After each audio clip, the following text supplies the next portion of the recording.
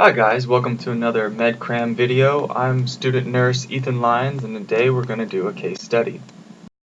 Okay, here's our patient John Doe, JD for short. He's a 7-year-old white male and he was admitted to the emergency department March 15th. JD was experiencing severe nausea, vomiting, and diarrhea in addition to being very confused.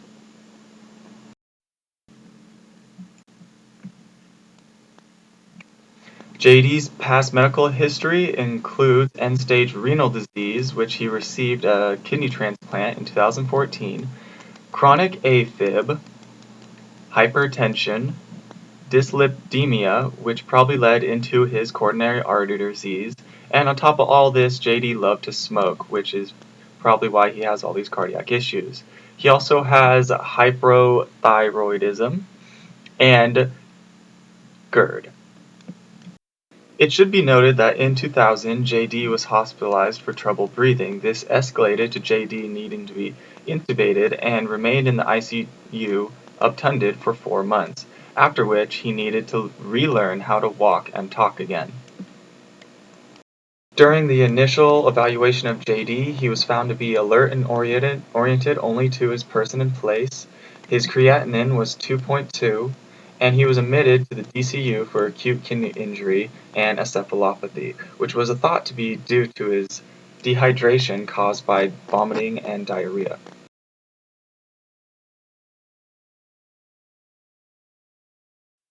However, despite IV fluids being given, JD's delirium increased to the point where he needed a sitter. On the 16th, a day after his admission, JD went into respiratory distress. He was intubated and transferred to the ICU. When I see him on the 21st, he is still in the ICU, intubated, and only responsive to deep stimulus. Walking into the room, I remember thinking how balloon-like JD looked. He had extremely advanced generalized edema called anasarca. So bad when I placed my stethoscope on his skin to auscultate his apical pulse, it left an imprint for at least 15 minutes. His significant labs that day was his BUN being 41, creatinine being 2.2, and albumin 2.9. Encephalopathy is a general term for brain dysfunction, which leads us to ask what is happening. 4 common causes of encephalopathy are hepatic, hypoxic, Wernicke's, and metabolic encephalopathy. Hepatic is where decreased liver function allows toxins to build up in the body, which affects brain function. Hypoxic encephalopathy is where there's not enough oxygen to support brain function. Wernicke's encephalopathy is caused by chronic alcoholism that depletes vitamin B1. This is readily reversed by vitamin B1 supplementation. And finally, metabolic encephalopathy occurs when acid-base electrolyte imbalances, renal failure, or liver injury affects brain function. Metabolic encephalopathy applies to this case study as JD is an acute kidney injury. Due to the kidneys not being able to filter out the nitrogenous waste, the toxins build up in the body, and eventually this can lead to impaired brain functioning.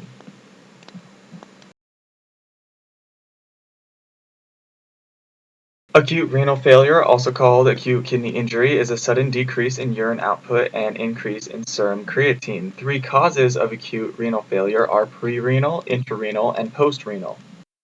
Prerenal is due to external factors, for example, decreased circulation decreases perfusion to the kidneys, which affects glomerular filtration rate.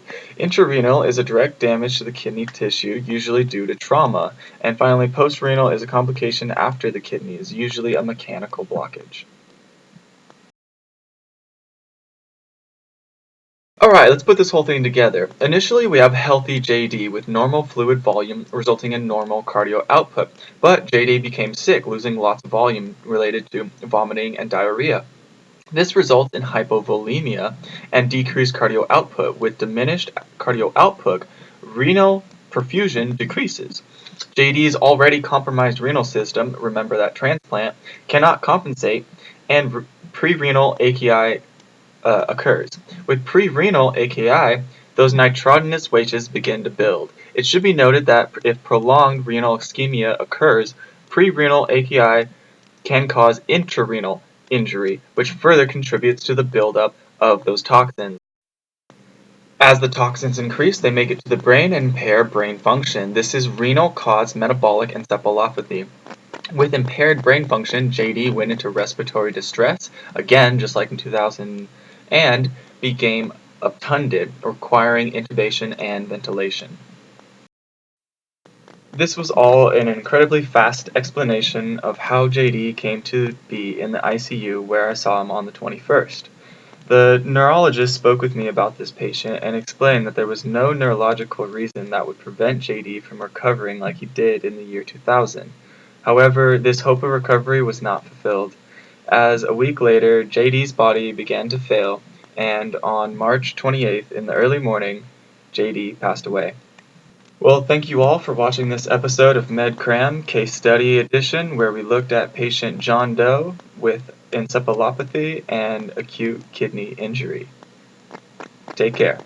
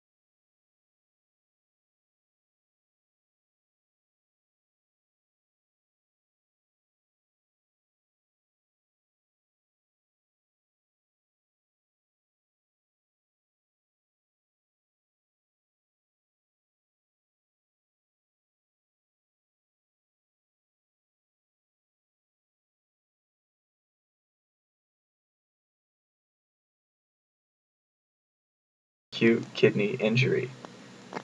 Take care.